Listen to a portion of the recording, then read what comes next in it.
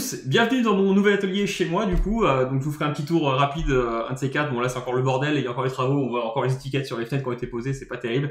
Je voulais faire une vidéo plus tôt parce que j'ai repris le travail il y a un petit moment maintenant, mais on a été dévalisé de boulot, c'est une catastrophe. De plus, mon atelier ici a pris un peu de retard au niveau des travaux, il a fallu que je commande tout le matériel en double dont j'avais besoin forcément pour travailler ici, donc une caméra thermique, alimentation, enfin j'avais déjà pas mal de bricoles, mais il y avait voilà, caméra thermique, j'avais pas en double forcément parce qu'une suffit en général, donc j'ai repris ça en double. Des piles bricoles, des TriStar Tester, enfin plein d'appareils que j'avais pas forcément en double, que j'ai besoin à la boutique, mais que j'ai besoin aussi ici pour vous faire les vidéos, donc forcément ça a pris un peu de temps pour commander tout le matériel.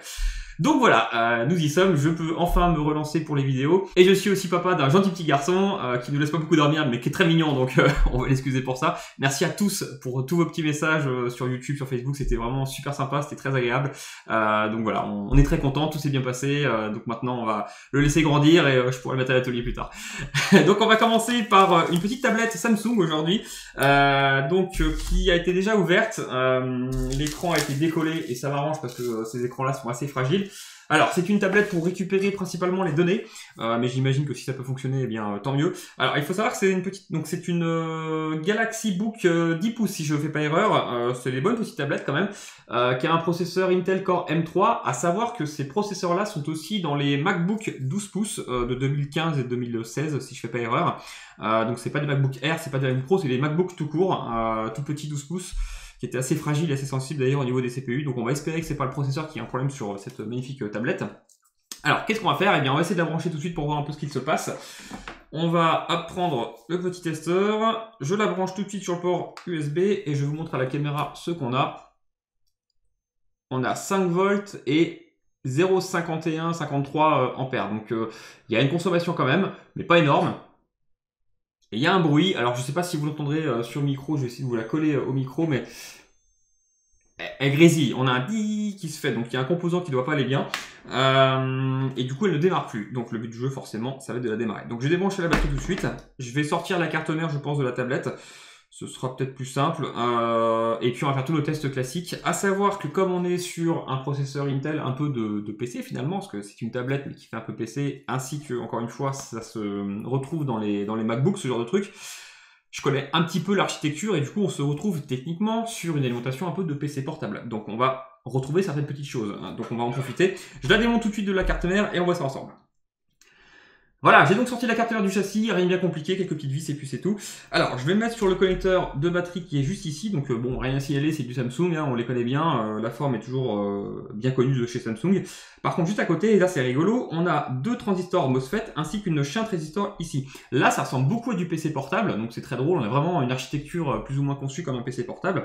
Ça peut être intéressant pour faire nos tests parce que du coup on se retrouvera plutôt bien. Je fais un petit tour de la carte mère comme de temps en temps. Alors ici c'est très rigolo, on a un BIOS, on a vraiment la puce BIOS classique d'un PC portable, même taille, même forme. Donc on retrouve vraiment dans le principe une architecture de PC portable. On a encore deux petits transistors MOSFET ici. Le E par contre je ne sais pas trop à quoi ils servent. On a le connecteur de charge qui est ici. Peut-être pour la charge, peut-être pour autre chose, je ne pourrais pas le dire, je n'ai pas de schéma je crois pour ce modèle. Ici on a une grosse plaque en métal de refroidissement pour le CPU, donc là je ne peux pas voir en dessous pour l'instant, donc on verra ça plus tard. Et de l'autre côté, quelques petits composants, Realtek pour l'audio, ça j'imagine. Une petite PMU je pense, avec tous les petits composants autour, ça doit être une PMU sans doute, donc qui doit alimenter peut-être la puce audio et d'autres systèmes comme ça. Pareil, une petite puce de tension, je pense qu'on a une bobine et des condos. Il n'y a pas grand chose derrière par rapport à l'avant. Bon, il y a plein de petits condensateurs et de l'autre côté, on doit avoir le CPU vu comment c'est placé. Et c'est tout. Bon, très bien, d'accord. Alors, on va en profiter. On va commencer par le départ, comme toujours. On va tester si on n'a pas de court-circuit sur la sortie de la batterie. Donc, on peut c'est un peu comme un PPBAT sur un iPhone par exemple, et après la shunt résistor comme un VCC main, on peut le voir comme ça. Alors on va tester si ici je n'ai pas de court-circuit, ça va être le plus ici, et ici le plus après les transistors MOSFET. Donc en gros, plus de la batterie, et plus d'alimentation principale de la carte mère. Donc c'est parti, on regarde ça. Je prends mon petit multimètre, alors pour l'instant c'est pas un multimètre de bureau, je le mettrai bientôt ici, comme ça vous pourrez voir les résultats comme à l'époque on va dire sur la boutique. Alors, je vais me mettre dessus. Donc là, ça a sonné un tout petit peu, parce que le temps que ça se charge, on va dire, mais pas de court-circuit, pas de problème. Donc le plus, il arrive ici, de la batterie, il rentre dans le transistor qui est ici, et il ressort ici. Ah. Et là, j'ai bien un court-circuit, mon multimètre sonne. Ok. Donc en gros, hop, le plus il arrive là, il arrive à la petite shunt résistor ici, et il ressort ici. Donc là, techniquement, notre ligne d'alimentation principale de cette carte mère a un défaut, a un court-circuit. Donc le but du jeu maintenant, forcément, ça va être de trouver où, qui, que, quoi. Donc au moins, c'est direct, on va dire. Bon. Étant donné qu'on a pas mal de petits shields en acier partout sur la carte mère, là comme celui-ci, je peux pas voir en dessous, là non plus, et que ceux-là sont soudés, donc niveau accès c'est pas simple, il faudrait que je chauffe tous les petits shields pour les enlever. On va commencer par le plus simple, à savoir le gros shield qui gère en gros toute la partie, je pense, CPU de la carte mère et peut-être mémoire, enfin on va voir parce que c'est quand même assez long, hein, il fait quasiment toute la longueur. Et là par contre on a des vis pour le retirer. Alors autant pas être bête, on va faire du plus simple au plus compliqué, on va retirer d'abord tout ce qui est facile à retirer, donc celui-ci pour les vis. Je vais prendre un petit tournevis. On va retirer ça et on va voir un peu ce qu'on peut découvrir en dessous. C'est parti. Voilà, j'ai donc démonté tout ça et on a effectivement pas mal de composants cachés derrière. Il y a beaucoup de choses. Ouais, on a vraiment pas mal de monde. Donc là, des bobines, des puces d'alimentation, le petit CPU en question, la RAM sans doute. Donc la mémoire par contre je vais pas que la voir, donc elle doit être planquée je pense ailleurs. Alors ça c'est la petite SIO, c'est la puce de boot on peut dire hein, de la carte mère. Donc voilà, on retrouve vraiment beaucoup de choses qui ressemblent vraiment à un PC portable.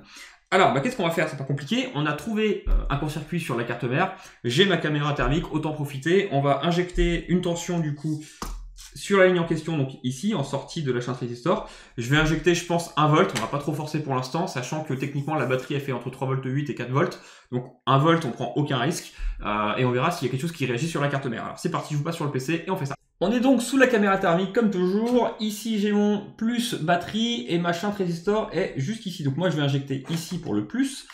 Et le moins, je vais me prendre sur un petit shield autour, en autant pas de bête, ou même sur la masse qui est ici, et on injecte et on voit s'il y a quelque chose qui réagit. Alors oui, ça a été très rapide, je recommence, on a quelque chose qui chauffe très fort au centre de la carte mère, c'est pas une bobine, c'est pas un transistor, on dirait un condensateur, ce qui serait une très bonne chose, parce que ce serait du coup pas méchant.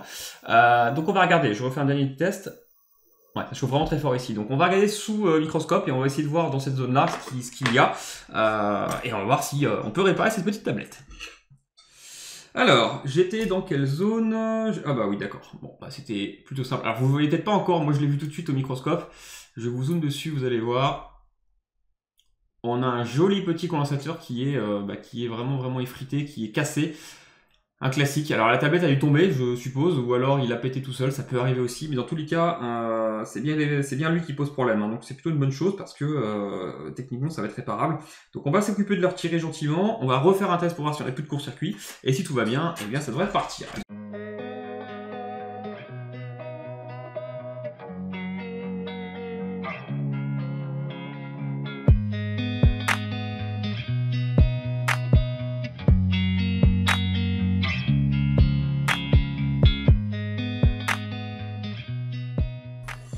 Voici donc le coupable, je l'ai retiré, je l'ai posé sur la carte mère, donc voilà, un condensateur céramique, techniquement, ne laisse pas passer le courant continu.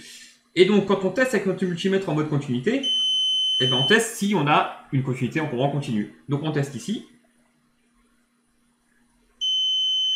Et il sonne. Donc il est bien claqué, c'est pas normal, parce que par exemple, si je prends celui-ci à côté, bon, il y a un peu de colle dessus, mais je vais gratter dessus, ça ne sonne pas. Donc c'est parfaitement normal qu'un condensateur céramique ne sonne pas. Par contre, c'est anormal quand un condensateur céramique comme celui-ci sonne. Bon, lui, il était facile à voir, encore une fois, hein, parce qu'il était vraiment, voilà, on voit un peu l'état en haut, il est vraiment très abîmé. Donc il a complètement éclaté. Ça explique le problème. Mais voilà, au moins, c'est un test simple, on va dire, et rapide. Par contre, attention, quand on a un court-circuit sur une ligne comme ça, toute la ligne sonne. Donc lui, je l'ai vu parce qu'il était abîmé, mais si ça avait été de cette forme-là, de cette taille-là, eh bien... j'aurais pas pu le déceler sans la caméra thermique ou en tout cas sans alcool ou sans quoi que ce soit qui puisse me faire détecter en injectant du courant. Bon, on va pouvoir du coup faire un test, je vais la remettre en châssis. Pas besoin pour l'instant pour moi de remettre le condensateur, je peux très bien la tester comme ça, hein. C'est pas obligatoire de le remettre tout de suite, je le remettrai après. Je vais donc la remettre en châssis et on va voir si on a quelque chose qui se passe de mieux, une charge, un écran, un logo, enfin quoi que ce soit qui pourrait nous indiquer un signe de vie. C'est parti, on fait ça. Voilà, j'ai remonté rapidement, donc l'écran n'est pas collé, mais il est à fleur, on va dire, mais je l'ai pas collé du tout, je le tiens avec la main. Je branche donc mon petit testeur. Qu'est-ce qu'on a en consommation cette fois-ci? Ah bah, on a un super logo. Voilà, donc là déjà, bah, la batterie est même chargée apparemment, 85% de pas ce que je vois. Oui, 85. Et alors au niveau consommation, qu'est-ce qu'on a? On a bah, quasiment pareil qu'avant en fait, hein, 5 volts et 0,5 amps. Alors, je suis pas sur un chargeur USB-C rapide, hein, donc peut-être que ces tablettes-là sont capables de passer sur du 12 volts ou du 15 volts, hein, à vérifier. Mais voilà, dans tous les cas, je pense que celle-ci est prête à partir. Je vais essayer de la démarrer, mais à mon avis, voilà, dès que je débranche le connecteur, elle détecte que je l'ai débranché pour la charge, donc c'est très bon signe. Donc je vais essayer de la démarrer, je vais brancher le petit bouton power, parce que je l'ai pas branché, il me semble. Je vérifie, savoir où il est sur le côté là. Je vais le brancher et on va faire un test, mais techniquement, je pense que là, on n'est pas loin de la vérité, ça devrait aller. Oui, le petit bouton power, il est ici. Je viens de le brancher, toc toc toc. J'essaye de l'allumer et on va y croire. Est-ce qu'on a quelque chose? Parfait, Galaxy Book, c'est très très bien. Donc c'est impeccable, elle est en train de démarrer, donc je vais juste attendre de voir parce qu'il y a des données du client, des photos, quoi que ce soit. Mais en tout cas, voilà, on a un super démarrage avec le petit lancement de Windows. Hop, je tourne la tablette parce que là je pense être personnel à mon avis au client. J'attends un tout petit peu, elle charge. Voilà, bah non, super, c'est un fond d'écran Windows, donc il n'y a pas de souci. Donc elle fonctionne, voilà, j'ai même le tactile qui marche, donc tout va bien, donc bah c'est parfait. Ça a été une réparation plutôt cool pour commencer, enfin pour recommencer les vidéos, donc c'est plutôt bien, mais voilà, ça change un peu, c'est du Samsung. Par contre, c'est du Samsung, c'est une tablette, mais finalement ça marche un peu comme un PC portable. Donc voilà, j'espère que vous aurez à peu près vu les similitudes, on va dire, par rapport aux deux transistors MOSFET, H1 transistor. Si vous avez des doutes, vous pouvez retourner sur les vidéos que j'avais faites des PC portables, vous y retrouverez, je pense, facilement ce dont je parlais. Voilà, je vous dis à la prochaine, c'était une petite vidéo plutôt courte, mais plutôt cool, on va dire, pour reprendre. Et je vais essayer d'en faire quelques-unes là dans les semaines à venir pour avoir du stock de nouveau, comme je faisais habituellement, pour vous en présenter tout le week-end. Allez, à la prochaine! Si vous souhaitez faire réparer votre matériel, n'hésitez pas à cliquer sur un des liens en dessous de chaque vidéo YouTube. Vous avez notre site internet afin de cliquer sur le lien réparation et de remplir le formulaire pour envoyer votre appareil. Vous avez aussi tous les tarifs qui sont accessibles sur notre site.